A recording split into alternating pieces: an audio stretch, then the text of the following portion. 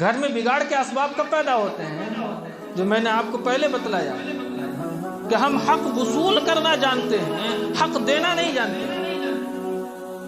یعنی بہو سے پوری خدمت لیں گے، لیکن بہو کے ساتھ ہمارا کیا کردار ہونا چاہیے وہ ہم پیش نہیں کرتے. تو جب آپ وہ کردار نہیں پیش کریں گے تو بہو بھی آپ کے ساتھ وہ کردار نہیں پیش کریں گے. دونوں طرف سے کہا جاتا ہے دونوں ہاتھ سے تالیاں بجتی ہیں. ساس ماں کی طرح رہے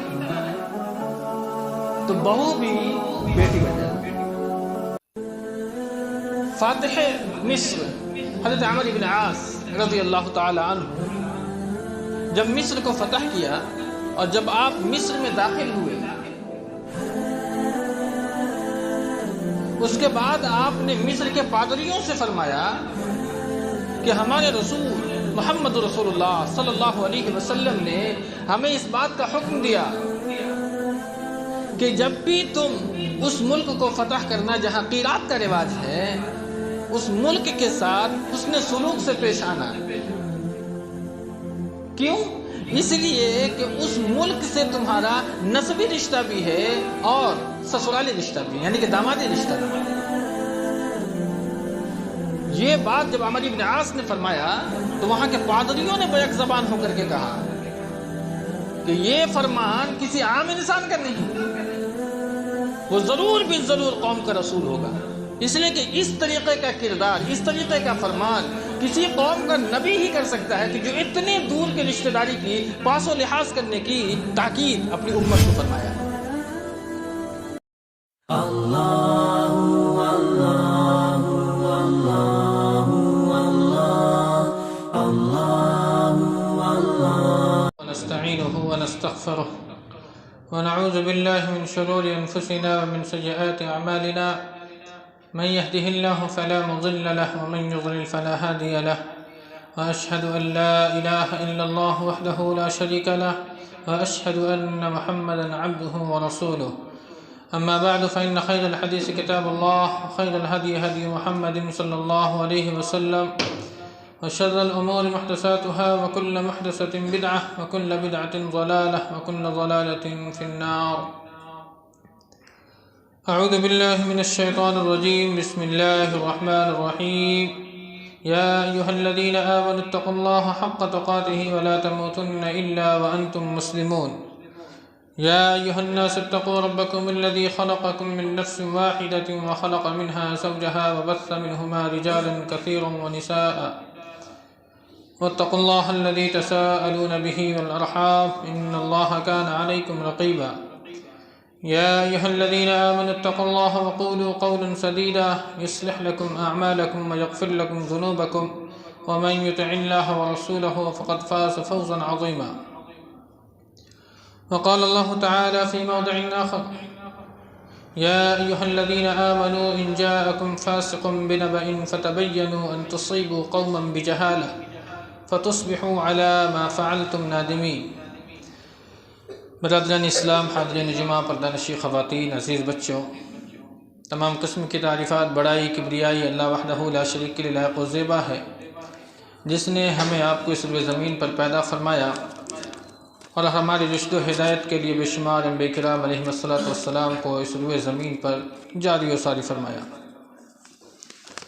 خصوصاً لاکھوں کروڑوں درود و سلام ہوں اس ہستی اقدس و مقدس پر جن کا نام نام اسم گرامی جناب محمد رسول اللہ صلی اللہ علیہ وسلم ہے، جن کے ذریعہ اللہ رب العالمین نے ہماری آپ کی تمام اہل کائنات کی رشد و ہدایت کا بندوبست فرمایا. محترم حاضرین جمعہ، آج کے اس خطبہ جمعہ کا موضوع بڑا حساس ہے اور معاشرتی موضوع، اور یہ ایسا موضوع ہے جس سے پوری انسانیت گزرتی ہے، چاہے وہ مرد ہو چاہے وہ عورت ہو. اس عنوان سے، اس مرحلے سے تمام کے تمام گزرتی ہے. اسلام کے معاشرتی نظام میں خاندان کو بڑی اہمیت حاصل ہے. خاندان کا استحکام تمدن کے استحکام کی علامت ہوتی ہے، تہذیب کے استحکام کی علامت ہوتی ہے۔ یہی وجہ ہے کہ قرآن و حدیث میں خاندانی زندگی کی تشکیل اور اس کی تعمیر کے لیے واضح ہدایات قرآن و سنت میں ملتی ہیں۔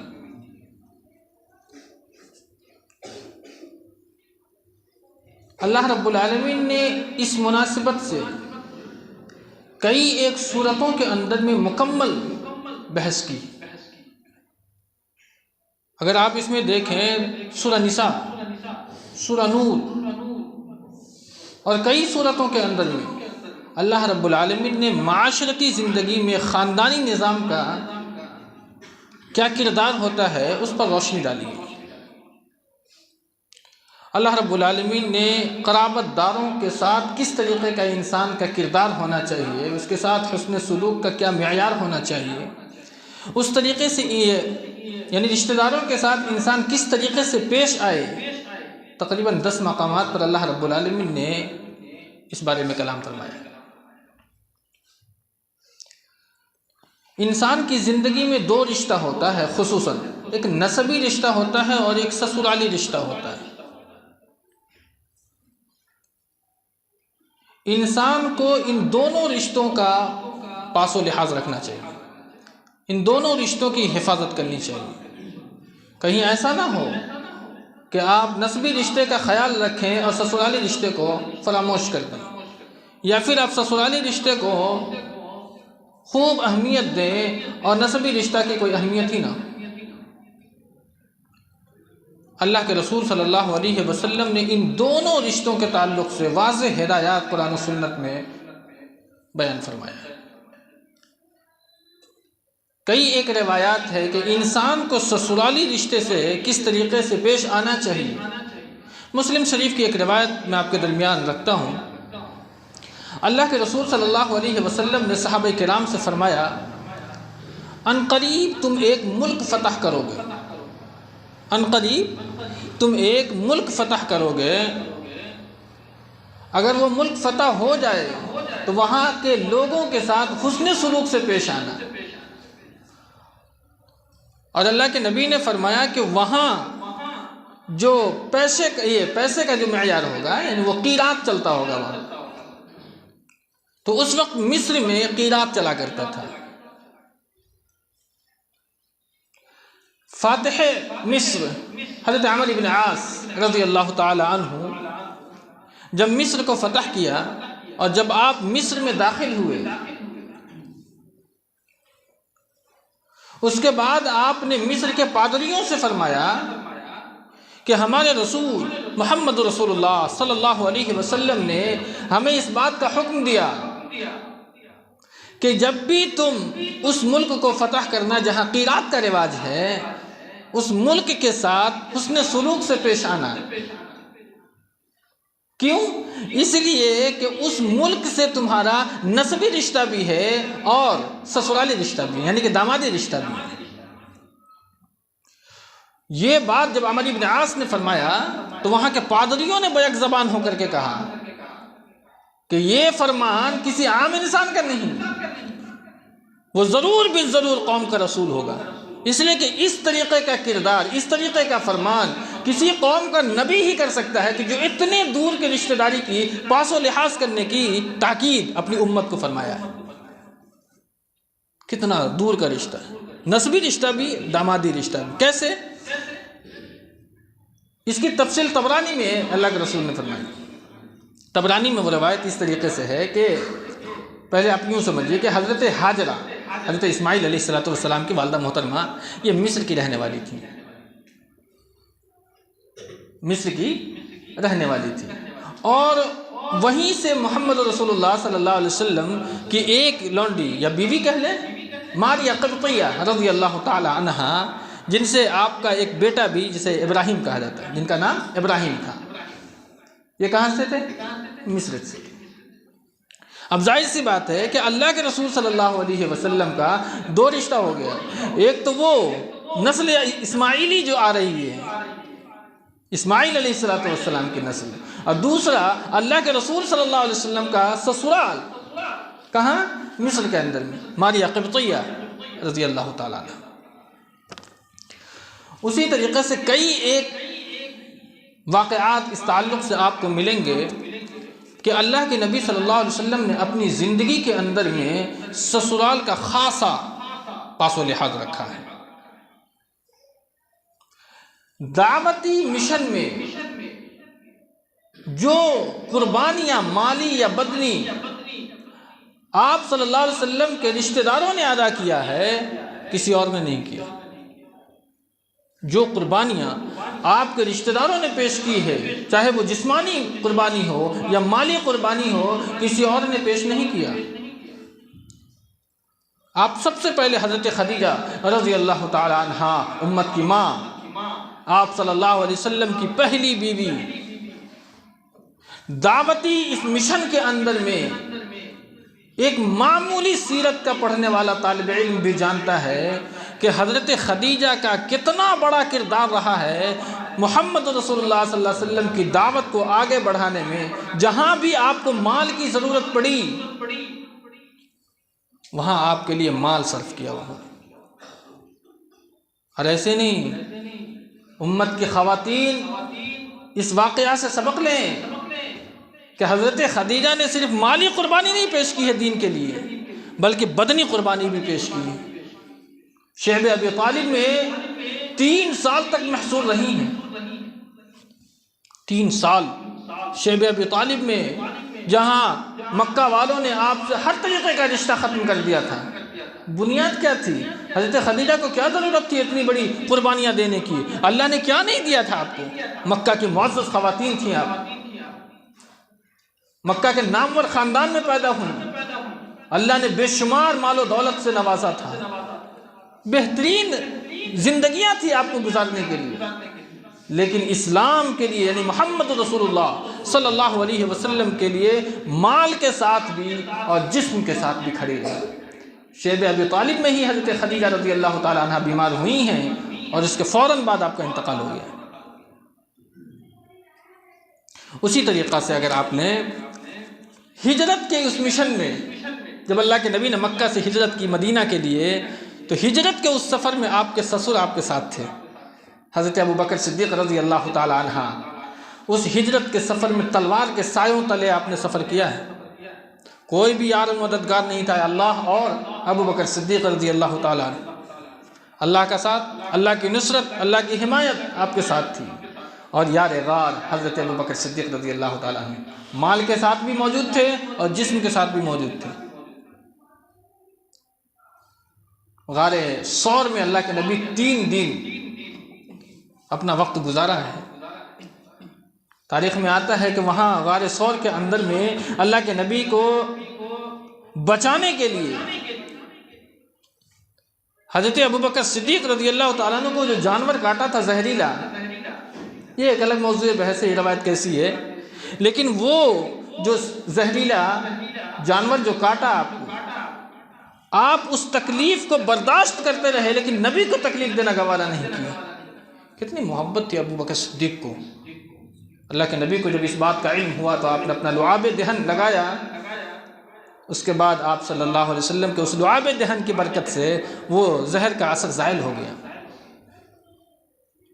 اس کے بعد ابوبکر صدیق رضی اللہ تعالی عنہ نے جب اوپر دیکھا تو کیا دیکھتے ہیں کہ دشمن ہمارے قدموں کا تعاقب کرتے ہوئے اس غار کے دہانے تک پہنچ چکا ہے۔ حضرت ابوبکر صدیق نے نبی کو فرمایا، لو ان احدهم نظر تحت قدمیہ لابصرنا، اللہ کے رسول اگر یہ دشمن اپنے قدموں کے پاس دیکھیں تو وہ ہمیں دیکھ لیں گے۔ اللہ کے نبی نے دلاسا دیا تھا، ابوبکر صدیق ان 2 آدمیوں کے بارے میں تمہاری کیا رائے ہے جس کے ساتھ تیسرا رب ہے؟ لا تحزن ان اللہ معنا، تم غم نہ کرو، اللہ تمہارے ساتھ ہے۔ اس غار ثور میں 3 دن آپ نے قیام فرمایا، اور معلوم ہے اس ثور میں آپ کو کھانا ٹپن کون پہنچاتی تھی؟ آپ کی سالی حضرت اسماء بنت ابی بکر رضی اللہ تعالیٰ عنہ۔ ثور مکہ سے اس پرخطر راستے کو طے کرتی تھی، خوف کا ایک ماحول سا بنا تھا، لیکن اس کے باوجود بھی آپ ٹفن لے کر کے اپنے کمر پٹے سے پھاڑ کر کے اسے باندھ دیا کرتی تھی۔ ذات النطاقتین آپ کا لقب ملا، آپ کو لقب ذات النطاقتین کا دیا گیا۔ جو لوگ سور کو دیکھا ہے، آج بھی اس سور نامی پہاڑ پر چڑھنا اتنا آسان نہیں، جبکہ آج اتنا ترقی یافتہ دور ہے۔ جلال الدین قاسمی وہ فرماتے ہیں کہ جب میں نے سور کو قریب سے دیکھا تو مجھے اچانک یہ واقعہ یاد آیا کہ اسماء بنت ابی بکر رضی اللہ تعالیٰ عنہ ٹپن لے کر کے اس زمانے میں کیسے اس پہاڑ پر چڑھا کرتی تھی۔ آج چڑھنا مشکل ہے تو اس زمانے میں وہ کیسے، وہ ایک صنف نازک ایک خاتون ہے، وہ کیسے چڑھتی تھی۔ قربانیاں دیکھیں آپ سسرال والوں کی، اللہ کے نبی صلی اللہ علیہ وسلم اور دین اسلام کے لیے قربانیاں جو آپ کے سسرال والوں نے پیش کی۔ سسرال سے محبت کرنا چاہیے، کیوں؟ حضرت موسیٰ کا بھی ایک واقعہ آپ ذہن میں رکھیں۔ جب حضرت موسیٰ علیہ السلام جب آپ گزرے ہیں مدین کی طرف تو آپ بھی خوف میں نکلے تھے، فخرج منہا خائفا یترقب قال رب نجنی من القوم الظالمین۔ جب مدین پہنچتے ہیں تو اللہ نے کہاں پہنچایا؟ حضرت شعیب کے پاس، وقت کے نبی ہیں۔ حضرت شعیب علیہ السلام نے اپنی بیٹی کی شادی کس سے کی؟ حضرت موسیٰ علیہ السلام سے۔ سفر کی جو بھی پریشانیاں تھیں وہاں ان شادی کرنے سے آپ کی وہ پریشانی کیا ہوئی؟ زائل ہو گئی۔ اور جو بھی کھانے کی، پینے کی، گھومنے کی، پھرنے کی، دعوتی مراحل کی جو بھی پریشانیاں تھیں، سسرال والوں نے اس کمیاں کو پوری کی۔ اسی طریقہ سے آپ کی ایک بیوی ہیں حضرت صفیہ بنت حوی رضی اللہ تعالیٰ عنہ۔ ایک مرتبہ آپ اپنے حجرے میں داخل ہوتے ہیں تو آپ دیکھتے ہیں حضرت صفیہ زار و قطار رو رہی ہیں۔ آپ وہاں پہنچنے کے بعد پوچھتے کیوں رو رہی ہو، کیا وجہ ہے؟ حضرت صفیہ جنگ خیبر میں آپ کے حصے میں آئی تھی، آپ نے ان سے شادی کی تھی، کیوں رو رہی ہو تم؟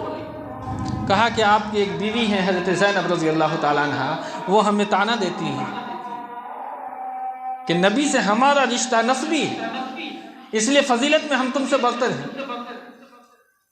اللہ کے رسول صلی اللہ علیہ وسلم نے کس طریقے سے اپنی بیوی کو دلاسا دیا، غور فرمائیں، ہمارا کردار بھی ایسا ہی ہونا چاہیے۔ کیسے دلاسا دیا؟ تمہیں کہنا چاہیے کہ فضیلت میں ہم تم سے بڑھ کر کے ہیں۔ تمہیں پتہ ہے کہ ہمارا تعلق کس خاندان سے ہے؟ کس خاندان سے؟ ارے ہمارے چچا حضرت موسیٰ ہیں، حضرت ہارون ہیں علیہم السلام، اور تم نبی کی بیوی ہو، اس سے بڑی برکت اور کیا ہو سکتی ہے فضیلت؟ تم نبی کی ایک بیوی ہو، فضیلت کے لیے یہی کافی ہے۔ اور دوسری تمہارے چچا ہیں، دو حضرت موسیٰ حضرت ہارون علیہم السلام، فضیلت میں تمہیں بولنا چاہیے کہ ہم ان سے برتر ہیں۔ اس واقعہ سے کیا سبق ملتا ہے کہ ہمیں بیوی کی جذبات کا احترام کرنے کے ساتھ ساتھ ان کے جو رشتہ دار ہیں ان کا بھی پاس و لحاظ رکھنا چاہیے۔ نبی نے کس طریقے سے اپنی بیوی حضرت صفیہ بنت حوی کو دلاسا دیا اور وہ حشاش اور بشاش ہو گئی، خوش ہو گئی۔ اس طریقے سے اپنی بیوی کو جو آپ کی زندگی میں آئی ہے انہیں خوش رکھنا چاہیے۔ اسی طریقہ سے حضرت عثمان غنی رضی اللہ تعالیٰ عنہ، دامادی رشتہ آپ دیکھیں، یہ تو ایک کردار تھا جو میں نے آپ کے درمیان رکھا۔ داماد بھی جو ہو اس کا بھی ایک کردار ہونا چاہیے کہ جو باپ اپنی بیٹی کو، اپنی لخت جگر کو، اپنی نور نظر کو تمہارے سامنے دے دیا ہے، جس کی پرورش و پرداخت کے لیے اس نے دن و رات اکٹھا کر دیا ہے، وہ بیٹی کو تمہارے پاس دیا ہے تو اس کے ساتھ ظلم مت کرنا۔ حضرت عثمان غنی رضی اللہ تعالیٰ عنہ کو اللہ کے رسول صلی اللہ علیہ وسلم نے ان کے نکاح میں 2 بیٹیاں دے دی، اور نبی کا فرمان ہے کہ اگر میرے پاس 10 بیٹیاں ہوتی ساری کی ساری میں حضرت عثمان غنی کے نکاح میں دے دیتی۔ کیوں؟ اس لیے کہ حضرت عثمان کی طرف سے ایک شکایت نبی کو پوری زندگی میں نہیں ملی۔ بیوی نے اپنے شوہر کی ایک شکایت نبی کے پاس لے کر کے نہیں گئی، حضرت رقیہ اور حضرت ام کلثوم رضی اللہ تعالیٰ عنہما۔ تو معلوم ہوتا ہے کہ داماد کو بھی ایک رشتہ نبھانا چاہیے۔ سسرال سے اور کتنا گہرا تعلق تھا نبی کا۔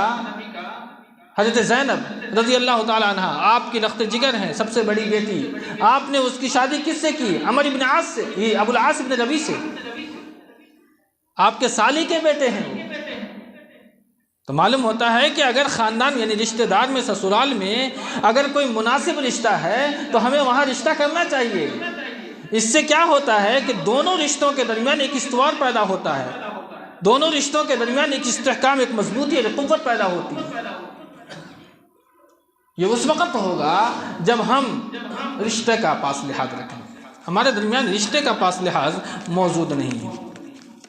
اور اس کی وجہ کیا ہوتی ہے کہ ہم حق لینا چاہتے ہیں، دینا نہیں چاہتے ہیں۔ اللہ رب العالمین نے قرآن کریم میں کہیں بھی یہ نہیں، اس بات پر زور نہیں دیا ہے کہ تم اپنا حق وصول جبراً کر لو، لیکن اس بات کا حکم ضرور دیا ہے کہ تمہارے پاس اگر کسی کا حق ہے وہ اسے دے دو۔ ان اللہ یأمرکم ان تؤدوا الامانات الی اہلہا، اللہ تمہیں حکم دیتا ہے کہ جس کی امانت تمہارے پاس رکھی گئی ہے اس کی امانت اسے ادا کر دو۔ تمہارا حق اگر کسی کے پاس ہے تو تم وصول سکتے ہو، اس کی منائی نہیں ہے، لیکن جو تاکیداً حکم اللہ کے رسول صلی اللہ علیہ وسلم کو اللہ رب العالمین نے جو اپنے بندوں کو حکم دیا وہ دینے کا دیا، تو یہ کردار ہے۔ اس سلسلے میں جو اہم بات ہمیں آپ کے درمیان رکھنی چاہیے وہ یہ تھی کہ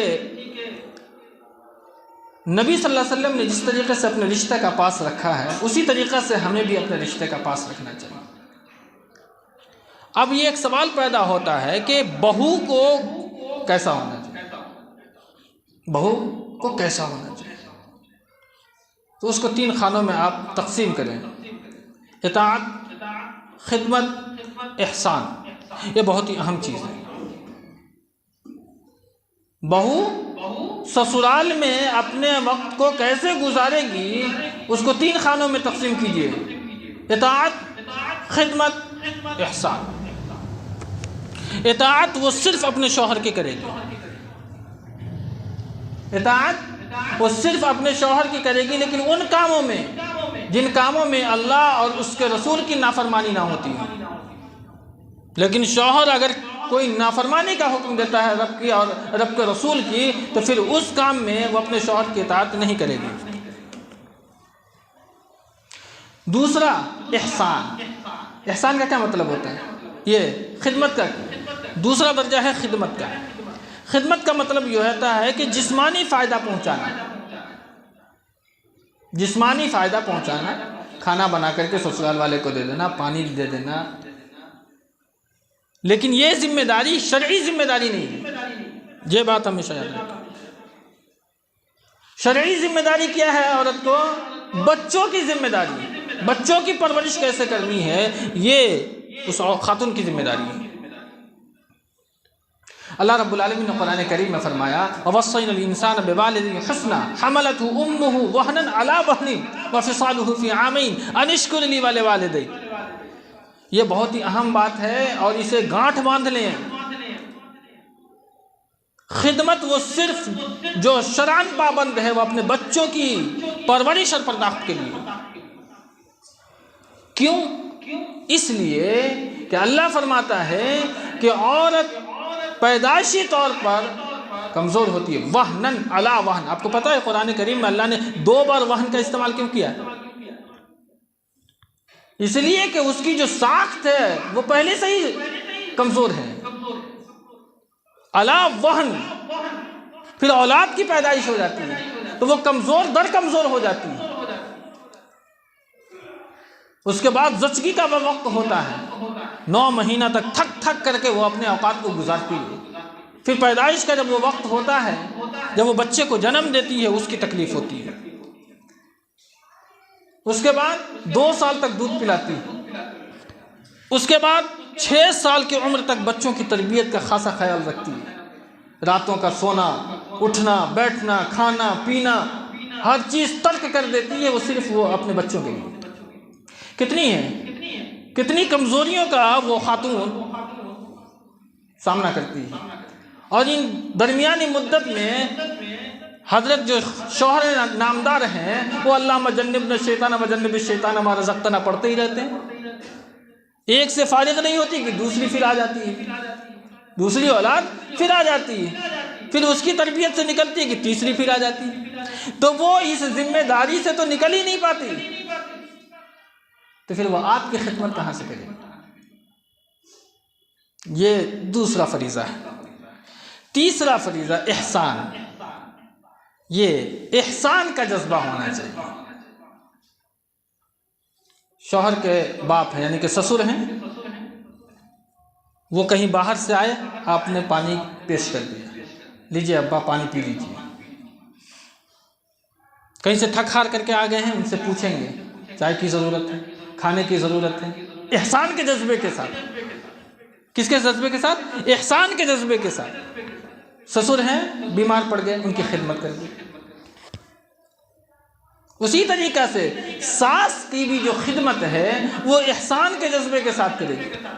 نند ہے، دیور ہے، وہ چھوٹی عمر کے ہیں دیور، اس کی بھی جو خدمت ہے، ان کا کپڑا دھو دینا، انہیں نہلا دینا، انہیں کھانا پروس دینا، یہ سارے کام احسان کے جذبے کے ساتھ اگر وہ خاتون کرتی ہے تو وہ گھر کیا ہو جاتا ہے؟ پرسکون ہو جاتا ہے۔ کام کرے گی لیکن جذبے کے ساتھ، کس کے؟ احسان کے۔ آج کل کیا ہوتا ہے کہ چند مسائل معلوم ہو گیا اور پہنچ جاتے ہیں ایک دم سختی کے ساتھ، شریعت نے ہمیں کوئی مکلف نہیں بنایا تمہاری خدمت کرنے کا، چلو تم اپنی خدمت کرو۔ جب تم اپنے ساس اور سسر کے ساتھ حسن سلوک نہیں کر سکتے تو تم دوسروں کے ساتھ حسن سلوک کا تمہارے لیے انسان کیا سوچ سکتا ہے کہ تم غیروں کے ساتھ کیسے حسن سلوک سے پیش آ سکتے ہو؟ آپ کہتے ہیں کہ صحابہ میں یہ واقعات نہیں ملتے ہیں۔ میں ایک واقعہ آپ کے درمیان رکھتا ہوں۔ حضرت کبشہ بنت مالک، حضرت کبشہ بنت کعب رضی اللہ تعالیٰ عنہ۔ حضرت کعب کون ہیں؟ یہ وہی صحابی ہیں جو جنگ تبوک میں پیچھے رہ گئے تھے۔ وہ تین صحابی، حضرت مرارہ ابن ربیع اور ایک اور صحابی ہیں، اور تیسرے یہ تھے کعب بنت مالک رضی اللہ تعالیٰ عنہ۔ بہت سخت سزا دی تھی اللہ رب العالمین نے انہیں۔ ان کی بیٹی ہے حضرت کبشہ، ان کی شادی بڑے جلیل القدر صحابی حضرت قتادہ رضی اللہ تعالیٰ عنہ کے بیٹے ابن قتادہ سے ہوئی تھی۔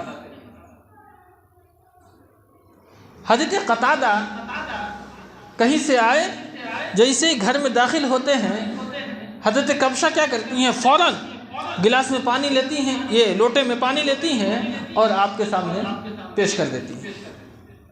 حضرت قتادہ پوچھتے ہیں کہ بیٹی یہ کیا ہے؟ کہا کہ ابو جان یہ پانی ہے، نماز کا وقت ہو گیا ہے، آپ وضو بنا لیں۔ یہ دیکھیں، یہ ہے محبت۔ اگر یہ کردار سسر کے سامنے ایک بہو پیش کرتی ہے نا، محبت خود بخود انڈیلا جا سکتا ہے۔ حضرت قتادہ پوچھتے ہیں کہ یہ کیا ہے؟ تو ابو جان یہ پانی ہے، نماز کا وقت ہو چکا ہے، آپ اس سے وضو بنا لیں۔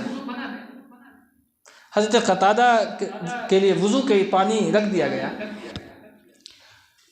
ایک بلی آتی ہے اور اس وضو کے پانی میں اپنا منہ لگا کر کے پانی پینے لگتی ہے۔ حضرت قتادہ کیا کرتے ہیں کہ پانی کا جو برتن ہے اسے اور جھکا دیتے ہیں تاکہ بلی سکون کے ساتھ پانی پی لے۔ حضرت کبشہ فرماتی ہیں کہ ابو جان یہ کیا کر رہے ہیں؟ میں نے آپ کے وضو کے لیے پانی آپ کو دیا تھا۔ حضرت قتادہ فرماتے ہیں کہ بلی جو ہے وہ طوافین طوافات ہے، وہ تو گھروں میں گھومتی رہتی ہیں، اور اللہ کے نبی نے فرمایا ہے کہ بلی کا جھوٹا نجس نہیں ہوتا ہے، اور اللہ کے رسول صلی اللہ علیہ وسلم بھی جب بھی وضو کا پانی اگر کبھی بلی آ جائے تو آپ اسی طریقے سے برتن کو جھکا دیا کرتے تھے تاکہ بلی سیراب ہو کر کے پانی پی سکتی ہے۔ تو اس واقعہ سے کیا سبق ملا؟ صحابی کی بیٹی ہے اور صحابی کے بیٹے کی بیوی ہے اور صحابی کی بہو ہے، کردار کیا پیش کیا؟ سسر آئے پانی پیش کر دیا۔ تو اس کا مطلب یہ ہوا کہ خدمت خلق کا جو جذبہ ہے وہ ایک بہو کو اپنے ساس سسر کے ساتھ ہونا چاہیے، ان کی خدمت کرنی چاہیے، جبرن نہیں، احسان کے جذبے کے ساتھ آپ کریں۔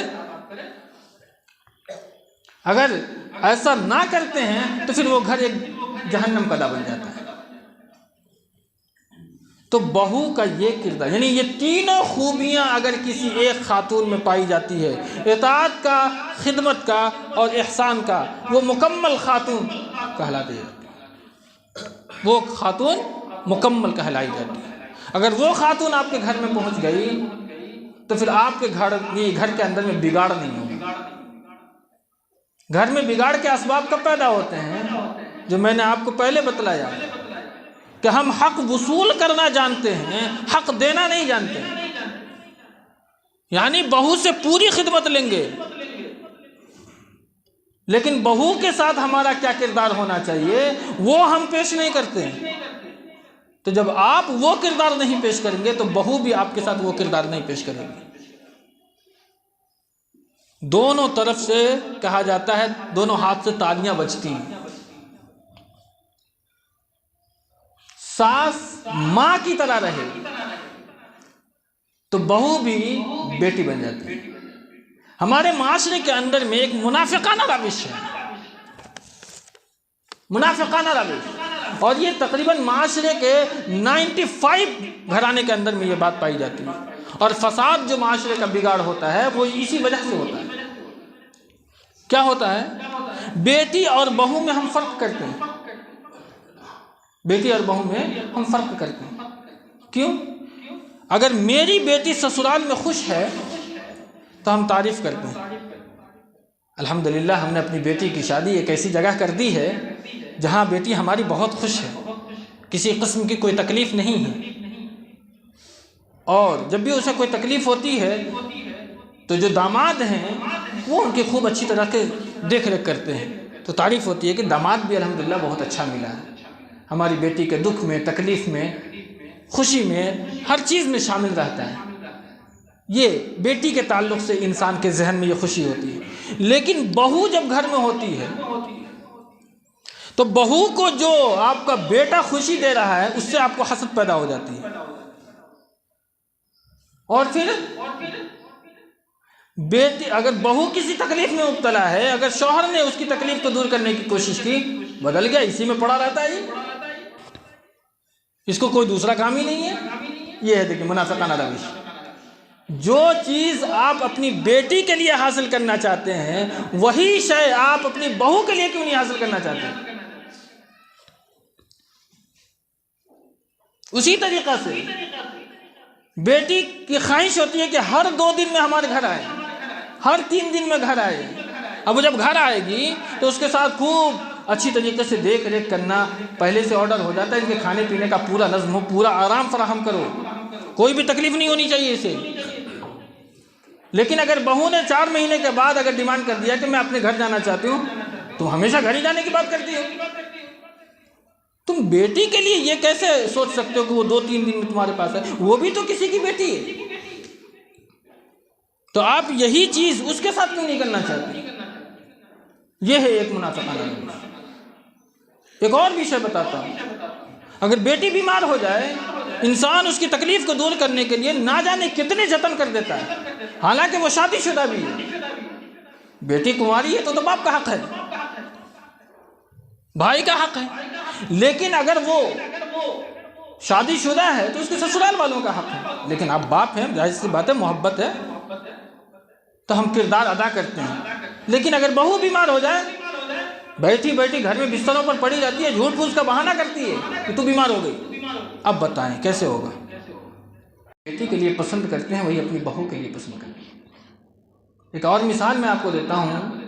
ہم سسر ہیں، کبھی بنیں گے، یا پھر جو ہیں فی الوقت ساس کا کیا کردار ہے؟ ساس کی کچھ سہیلیاں ان کے گھر پہ آتی ہیں، بہو کو حکم ہو جاتا ہے ہماری سہیلیاں آئی ہیں، ان کے لیے چائے ناشتہ لے کر کے آؤ. مثال دے رہا ہوں. بہو بیچاری اپنا جو بھی حکم ملا ہے اس کی تعمیل کرتے ہوئے پہنچ جاتی ہے.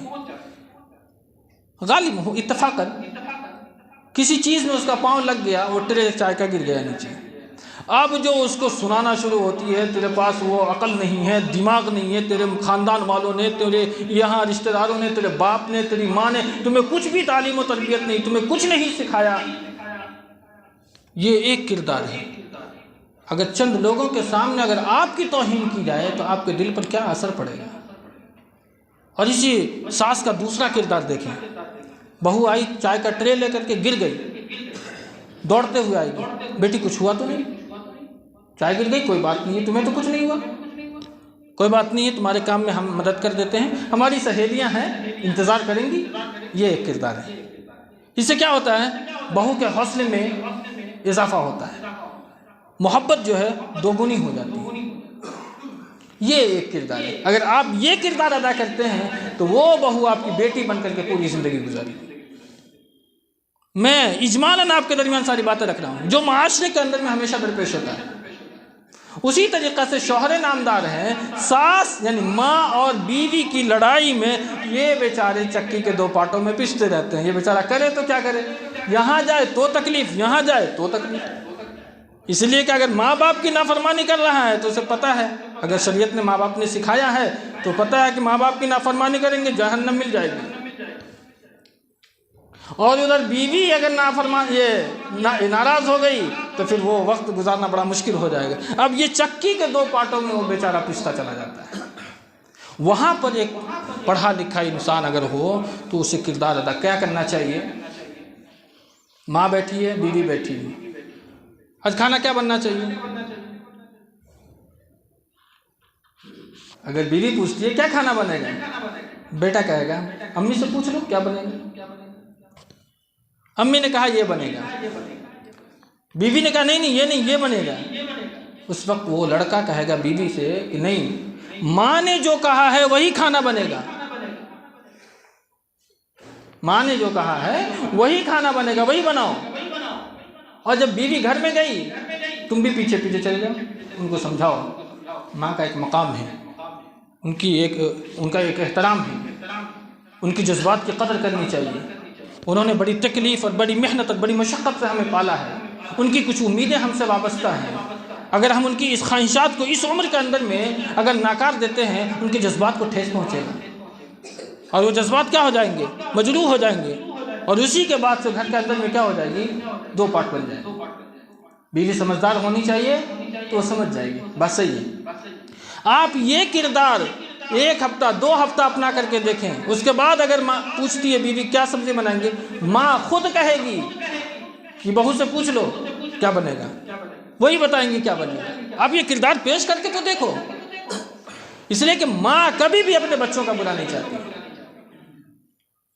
یہ انسان کا فطری تقاضا ہے کیا کہ انسان اپنے بچے کو بچپن سے لے کر کے جوان بناتا ہے، پڑھائی لکھائی اس کی جتنی بھی تکالیف ہے وہ ماں باپ برداشت کرتا ہے۔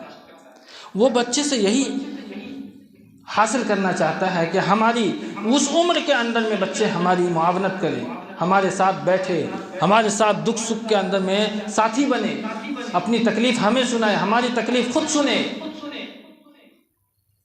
ایک لوگ شکایت کرتے ہیں کہ ہماری شادی ہو گئی، ہم کوئی سیب انار بھی اپنی بیوی کے لیے لے کر کے جاتے ہیں نا، اس میں بھی ماں کو تکلیف ہوتی ہے۔ ارے بیہودہ کیسے تکلیف نہیں ہوگی اسے؟ تم ماں کو سیب انگور نہیں کھلائے گا اور بیوی کو چھپا کر کے لے کے جائے گا تو اس کے جذبات مجروح نہیں ہوں گے کہ ہم نے خود کو بھوکا رکھ کر کے تمہاری پرورش کی ہے اور تم ہمیں بھوکا رکھ کر کے ہمیں چڑھا رہے ہو؟ اسی جگہ آپ کوئی فروٹ لائے ہیں، امی یہ رکھ دیا، اس میں سے جو آپ کو لینا ہے لے لیں اور جو بچ جائے اپنی بہو کو دے دیں، پیش کریں نا یہ کردار بھائی۔ یہی شے ہے وہ کہ ہم حق لینا جانتے دینا نہیں جانتے، یہ دونوں کے لیے فٹ ہے۔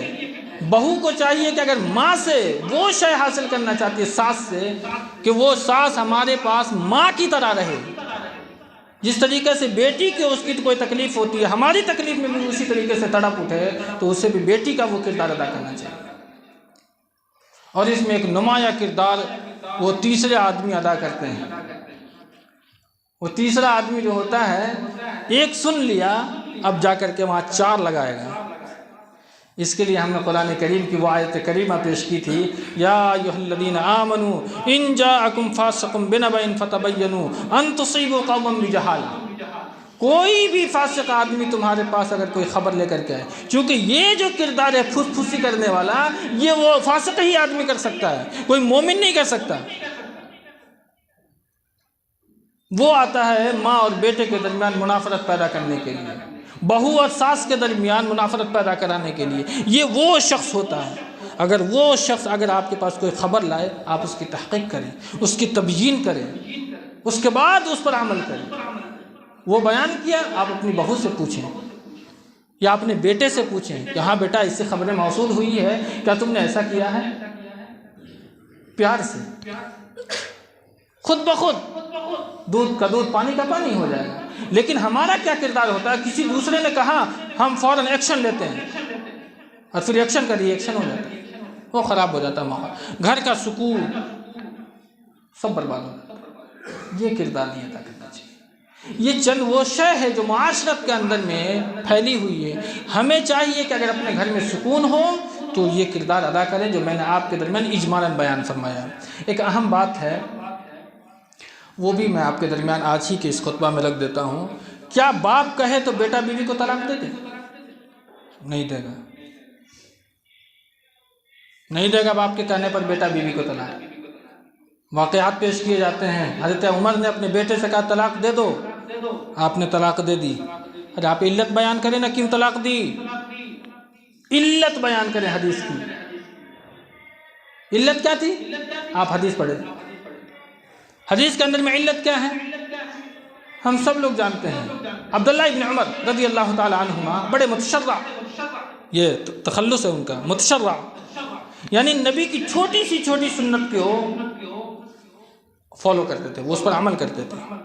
مثال دیا، نبی نے کسی جگہ قضاء حاجت کی تھی، اگر انہیں ضرورت نہ بھی ہو تو آپ وہاں جا کر کے بیٹھ جاتے تھے۔ کیوں؟ اس لیے کہ نبی نے یہاں وقت گزارا ہے، یہاں پر آپ بیٹھے تھے۔ متشرع بالسنہ، یہ عبداللہ ابن عمر رضی اللہ تعالیٰ عنہما تھے۔ آپ کی جب شادی ہوئی تو حضرت عمر بڑے دور رس انسان جن کا تخلص اللہ نے فرمایا رحماء بینہم، پورے صحابہ کا کردار ہے یہ، وہ آپس میں نرم دل ہوتے ہیں۔ تو نرم دل ہونے کے باوجود بھی وہ طلاق جیسی شے کو کیسے کہہ سکتے ہیں کہ تم اپنی بیوی کو طلاق دے دو؟ کبھی آپ سوچیں، رحماء بینہم، وہ تو آپس میں بڑے نرم دل ہوتے ہیں۔ اور حضرت عمر جیسی شخصیت دور رس، انہوں نے دیکھا کہ میرا بیٹا سنت کا اتنا پابند ہونے کے بعد جب سے شادی ہوئی ہے نماز میں مسبوق رہنے لگا، پیچھے رہنے لگا ہے، اس کی نماز ضائع ہو رہی ہے، پیچھے آ رہا ہے۔ حضرت عمر کو یہ احساس ہوا کہ اگر یہ سلسلہ چلتا رہا تو میرا بیٹا اسلام سے دور ہوتا چلا جائے گا۔ شریعت وہاں پر رکاوٹ بنی تھی۔ اس کے بعد ہی حضرت عمر نے اپنے بیٹے سے کہا تھا کہ طلاق دے دیں، اور ابن عمر نے اپنے بیٹے کو طلاق دی۔ دوسرا واقعہ عبد الرحمن ابن ابی بکر رضی اللہ تعالیٰ عنہ، حضرت ابو بکر نے اپنے بیٹے سے کہا تم اپنی بیوی کو طلاق دے دو۔ وہ ابو بکر جس نے دشمنوں کے لیے مشورہ کیا دیا تھا بدر میں، فدیہ لے کر کے نبی چھوڑ دیا جائے، اتنا نرم دل آدمی، وہ کیسے یہ قدم اٹھا سکتا ہے؟ وہ قدم اس لیے اٹھایا ابو بکر صدیق رضی اللہ تعالیٰ عنہ نے کہ انہوں نے جہاد پر بیوی کی محبت کو غالب کر دیا تھا، جہاد پر بیوی کی محبت کو غالب کر دیا تھا۔ اور سورہ توبہ آیت نمبر 24 وہاں پڑھیں آپ، اللہ کی محبت کے مقابل اگر کوئی دوسری محبت کھڑی ہو جائے تو شریعت وہاں پر کیا ہو جاتی ہے؟ ختم ہو جاتی ہے۔ اسی لیے عبد الرحمن ابن ابی بکر، حضرت ابو بکر نے اپنے بیٹے سے کہا تھا اپنی بیوی کو طلاق دے دو۔ یہ دو واقعہ ہے۔ تیسرا واقعہ حضرت اسماعیل علیہ السلام، وقت کے نبی ہیں، ہم روز مرہ وہ واقعات سنتے ہیں۔ ایک ایسی جگہ پر آپ نے اپنی بیوی حضرت ہاجرہ اور حضرت اسماعیل کو چھوڑ دیا۔ طویل مدت کے بعد آپ وہاں ملنے جاتے ہیں اپنے بیٹے اسماعیل سے، تو وہاں آپ اپنے بیٹے کو نہیں پاتے،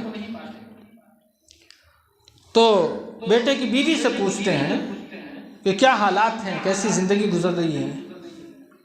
تو اس وقت انہوں نے کہا تھا کیسی حالات ہے، بہت بری حالات سے گزر رہی ہوں۔ شکر نہیں تھا۔ ابراہیم علیہ السلام کو یہ چیز معلوم تھی کہ ایک ہم نبیوں کے دادا، جد الانبیاء، یہ نسل وہ نبیوں کی ہے، اس نسل کے اندر میں اس طریقے کی عورت جو ناشکری ہے وہ کیسے وقت گزار سکتی ہے؟ اسی لیے اس وقت حضرت اسماعیل علیہ السلام کی بیوی کو ابراہیم علیہ السلام یہ کہہ کر کے چلے گئے کہ میرا بیٹا آئے تو اسے کہہ دینا کہ اپنی چوکھٹ بدل لے۔ جب وہ انہوں نے اپنی شوہر سے یعنی کہ حضرت اسماعیل سے کہا کہ آپ کے والد محترم آئے تھے اور انہوں نے ایسا کہا ہے، اسماعیل علیہ السلام مفاشعات بیٹے سمجھ گئے. انہوں نے کہا کہ میرے باپ نے یعنی میرے والد نے کہا ہے کہ تمہیں طلاق دے دوں. یہ 3 واقعہ ہے اور تینوں میں علت کیا ہے؟ شریعت. اگر شریعت کی خلاف ورزی ہو رہی ہے اس خاتون کی وجہ سے، اگر اس وقت پر باپ حکم دیتا ہے کہ تم اپنی بیوی کو طلاق دے دو تو بیٹے کے اوپر یہ ذمہ داری ہو جاتی ہے کہ وہ طلاق دے دے، بصورت دیگر نہیں دے سکتا ہے. یہ چند باتیں تھیں. تو معاشرت کو سنبھالنے کے لیے، گھریلو زندگی کو سنبھالنے کے لیے دونوں پارٹوں کا برابر ہونا ضروری ہے. باری تعالیٰ سے دعا رب العالمین ہمیں آپ کو نکمل کی توفیق عطا فرمائے. آمین. وآخر دعوانا